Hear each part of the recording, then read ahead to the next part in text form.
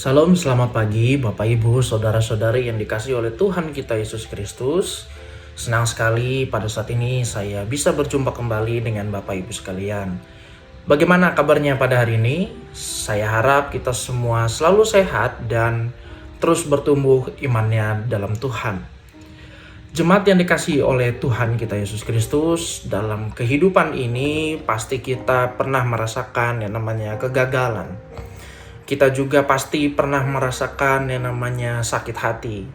Kita juga pasti pernah merasakan yang namanya ditolak. Dan dalam ujian-ujian itu pasti kita akan bertanya-tanya kepada Tuhan, mengapa Tuhan mengizinkan saya untuk dicobai? Apa yang menjadikan dasar bahwa saya ini layak untuk dicobai? Dan ketika kita sudah mempunyai satu rencana, pasti kita akan merasa bahwa apa yang kita sudah rencanakan ini gagal. Mengapa Tuhan membiarkannya begitu saja untuk gagal? Dan pada saat ini saudara, saya mau mengajak kita semua untuk memahami dan juga menyelami apa sih kira-kira tujuan Tuhan menggagalkan rencana kita, mendatangkan ujian-ujian tersebut. Sebelum kita masuk ke dalam perenungan, mari kita baca dulu kitab kita yang diambil dari Yesaya 48 ayat yang ke-10 sampai ke-11. Yesaya 48 ayat yang ke-10 sampai yang ke-11. Sesungguhnya aku telah memurnikan engkau, tetapi tidak seperti perak. Aku telah menguji engkau dalam perapian kesengsaraan. Aku akan melakukannya demi aku, ya demi aku sendiri. Sebab bagaimana mungkin namaku dinajiskan? Aku tidak akan membiarkan kemuliaanku kepada yang lain. Bapak Ibu Saudara yang dikasihi oleh Tuhan, di satu desa tinggal seorang bapak-bapak. Dia itu adalah seorang pengrajin yang sudah terkenal di desanya. Tapi tidak hanya di desanya saja, melainkan juga di desa-desa tetangga. Dan pada suatu hari, ada seorang anak yang datang kepadanya membawakan emas begitu ya. Anak ini meminta supaya bapak ini membentuk sebuah kalung, karena kalung ini nantinya akan diberikan kepada ibunya yang akan berulang tahun. Dan dalam prosesnya Bapak Ibu, sang bapak ini mulai membentuknya, membakarnya, dan juga mulai menempanya. Si anak ini bertanya, kenapa emas ini harus dibakar? Lantas bapak itu menjawab, emas ini dibakar supaya emas ini bisa terpisah antara emas murni dan juga kotorannya. Lalu anak itu bertanya lagi, bagaimana Bapak bisa tahu bahwa emas itu sudah murni? Lalu sang bapak itu menjawab dengan senyuman dan juga senang hati. Dia berkata bahwa ketika kamu sudah melihat bayangan wajahmu di dalam emas ini, maka emas itu sudah dapat dinyatakan sebagai emas yang murni. Dan dalam prosesnya lagi, kalung itu akhirnya jadi dan diberikan kepada sang anak itu. Bapak Ibu Saudara yang dikasihi dalam Tuhan, kitab Yesaya 48 ini menceritakan bagaimana bangsa Israel itu sedang dalam masa pembuangan.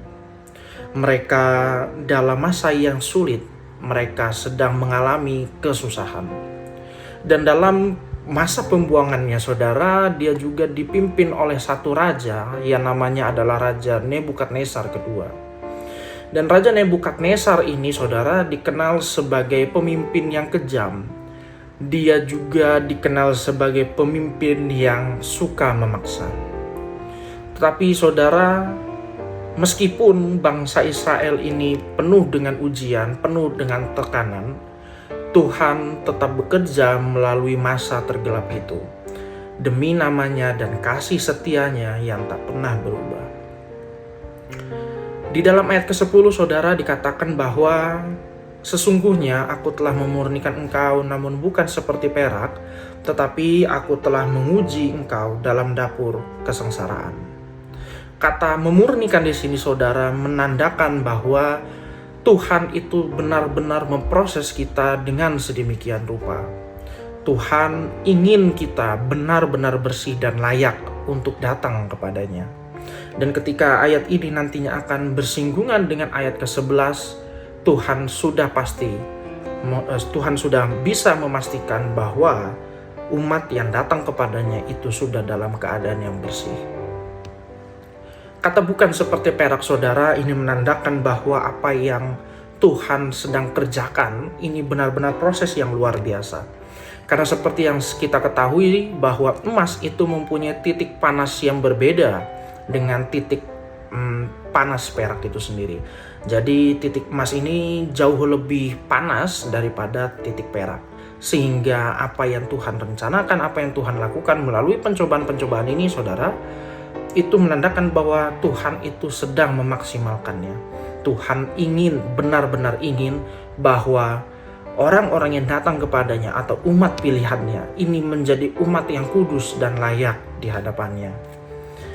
Kata dapur kesengsaraan atau dalam bahasa Ibrani-nya adalah kur, ini menandakan bahwa penderitaan adalah alat yang Tuhan pakai untuk memproses karakter dan juga iman kita. Saudara, tidak semua orang bisa melewati pencobaan-pencobaan ini dengan baik.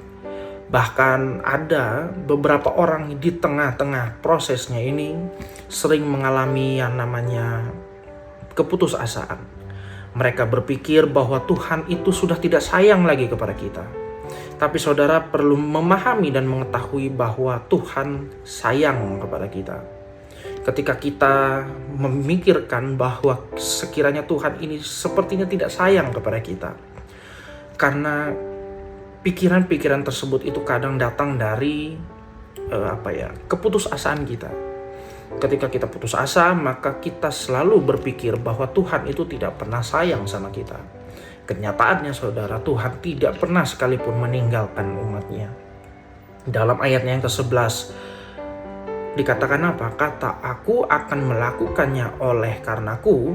Ya, ini menandakan bahwa penderitaan ini yang kita sedang alami adalah proses yang Tuhan sudah izinkan. Dan ini adalah bagian dari rencana Tuhan.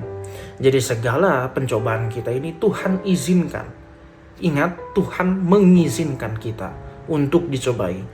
Jadi pencobaan itu tidak datang dari Tuhan, tetapi pencobaan ini Tuhan izinkan. Dan ini semua adalah bagian dari rencana Tuhan. Supaya apa? Supaya manusia itu supaya manusia itu berharap kepada Dia, supaya manusia itu datang kepada Dia, memohon kepada Dia. Dan dengan demikian saudara, dapur kesengsaraan ini adalah alat yang Tuhan pakai untuk membentuk kita umatnya. Agar apa yang menjadi kemelekatan kita sebagai manusia dalam dunia ini itu dapat dihilangkan dan menjadikan Tuhan sebagai tempat kita untuk bersandar dan juga bergantung. Dan perlu diingat bahwa penderitaan yang sedang kita alami saat ini adalah bukan akhir, tetapi ini adalah awal permulaan kita sebagai umatnya dibersihkan dan juga dapat dilayakkan kembali. Bapak ibu saudara yang dikasihi oleh Tuhan, mungkin hari-hari kita dalam kehidupan kita terasa capek. Kita mungkin lelah dalam pekerjaan kita. Ketika kita sampai rumah mungkin berantakan, menambahkan kekacauan di dalam pikiran kita. Kita menghadapi anak yang sulit diatur. Lalu pasangan kita mungkin kurang dalam pengertian dan juga kasih sayangnya, atau bahkan sakit yang tidak kunjung sembuh. Tapi percayalah saudara, Tuhan sedang bekerja di balik ini semua. Seperti tukang emas tadi yang menempa dengan sabar dari proses pembakaran hingga murninya tadi emas itu. Begitu juga dengan Tuhan memurnikan hati kita, karakter kita, iman kita. Lewat air mata, kesabaran, ketekunan kita, Tuhan sedang membentuk kita untuk menjadi pribadi yang lebih kuat, dewasa di dalam iman. Ketika kita sedang mengalami penderitaan, pasti kita akan bertanya-tanya mengapa ini semua harus terjadi. Tapi melalui Yesaya 48 ayat yang ke-10 sampai ke-11 ini saudara, Tuhan sudah memberikan sebuah jawaban bahwa penderitaan itu bukanlah tanpa tujuan. Justru dalam dapur kesengsaraan, Tuhan sedang membentuk dan menempa kita menjadi kudus, murni, dan layak di hadapannya. Kemuliaan dan kekudusan Tuhan menjadi alasan utama pembentukan karakter dan iman kita ini. Tuhan tidak akan membiarkan umatnya dinajiskan oleh karena kita sedang sering hidup secara sembarangan. Maka dari itu saudara, Ia membentuk dan juga menempa kita dengan kasih, namun juga dengan ketegasan.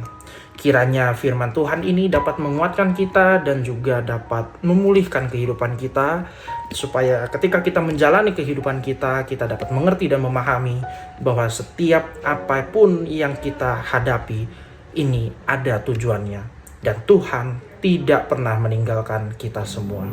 Tuhan memberkati dan juga melindungi kita. Amin. Firman-Mu pelita bagi kakiku, terang bagi jalan.